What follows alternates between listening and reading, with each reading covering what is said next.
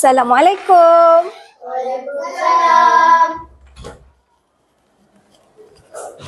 Selamat Hari Raya semua. Selamat Hari Raya, Cikgu.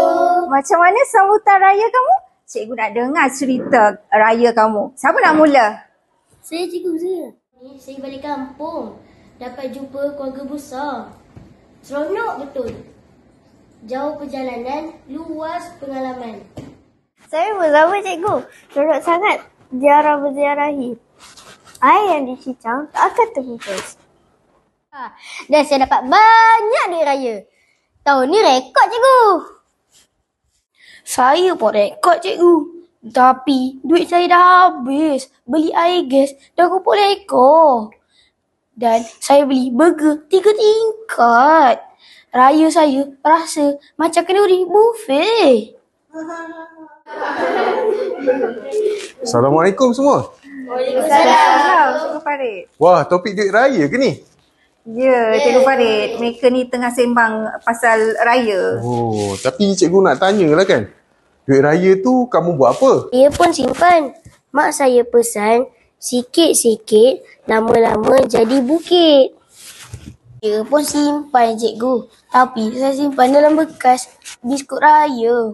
Tetapi lepas saya simpan duit dalam tu, semut penuh berkumpul.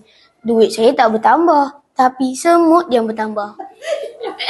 Saya pun nak simpan, tapi kad saya kad main masak-masak je.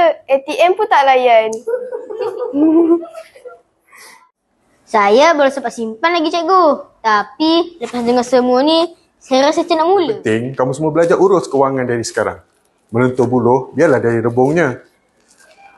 Biasanya orang yang berjaya ni merancang masa depan dia dari sekarang. Betul tu.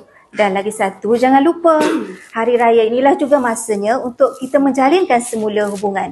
Macam dalam lagu raya tu, bersalam-salaman, bermaaf-maafan di hari bahagia ini. Barulah rasa seronok. Betul, Cikgu. Bila kita eratkan hubungan silaturahim, hati kita pun rasa tenang. Saya pun belajar tentang hormat menghormati orang tua dan tolong menolong semasa raya. Seronoknya bila membuat sesuatu perkara bersama ahli keluarga. Jangan lupa basuh pinggan.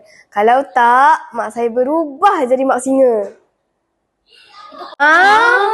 Mak singa, takutnya. Raya dah habis.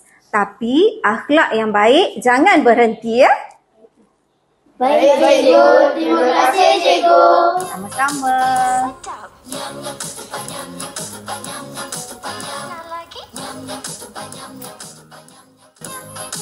Sedap.